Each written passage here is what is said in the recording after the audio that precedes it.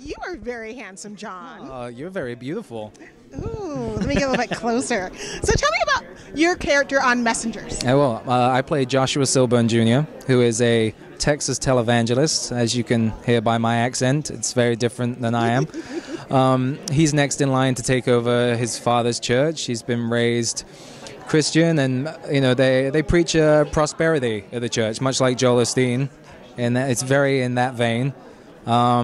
And when this thing crashes to Earth and, for a moment kills the five main characters, when they reawaken, his whole belief system comes crashing down. He sees God, and God is not the God that we have been talking about. That God is not the God he was raised on. And I think it's a very interesting, your faith is your faith, and you want it to be tested. I feel like you want, it's good. It's a very dark struggle he goes on as the season progresses.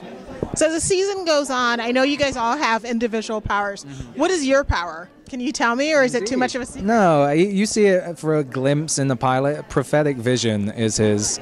So he will have, not by choice, they just come upon him, and he will see just snippets of things, and it will be kind of how they work together, like jigsaw puzzle pieces, I would say. So what was it like being on location, filming it? Because from what I understand, you guys have filmed the entire first season already. Already, yeah. It was a lot of fun. We were in Albuquerque, New Mexico, which was just beautiful. If you've never been, I recommend it. Albuquerque is beautiful. Santa Fe is stunning.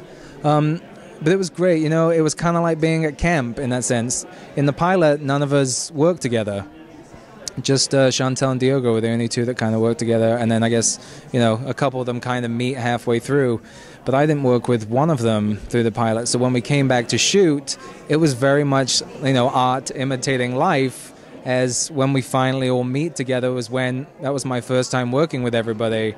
So it was quite lovely how we developed as the characters, but also our relationships developed, off screen too.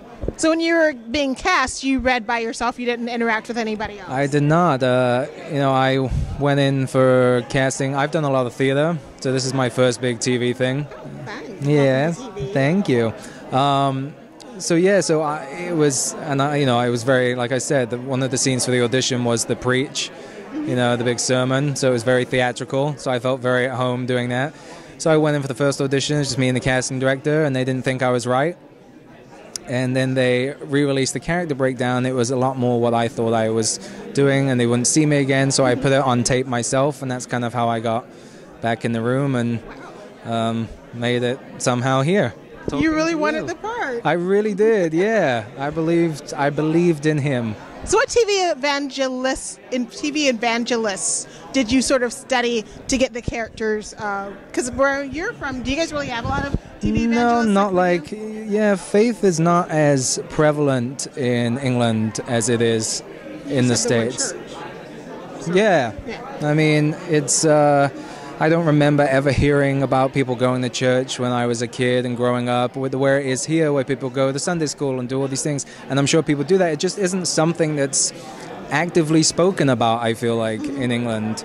And it was such an interesting thing when I came to the States 10 years ago, and it's very much prevalent and in everyone's life here. And so there was Joel Osteen, obviously, was one I very much watched. And there's a guy in New York called Carl Lentz, who has like tattoos and a leather jacket and a shaved head, and he's just like one of these modern day preachers, but his passion was so inspiring.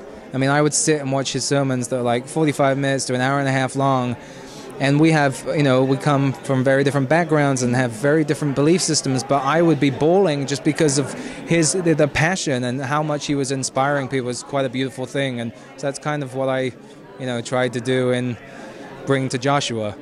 Well, I'm excited to meet Joshua in a couple of weeks on April 17th, when Messenger premieres on the CW. Welcome to TV and welcome to the Geek family. Thank you. Thank you. Thank you. Oh, you're quite charming.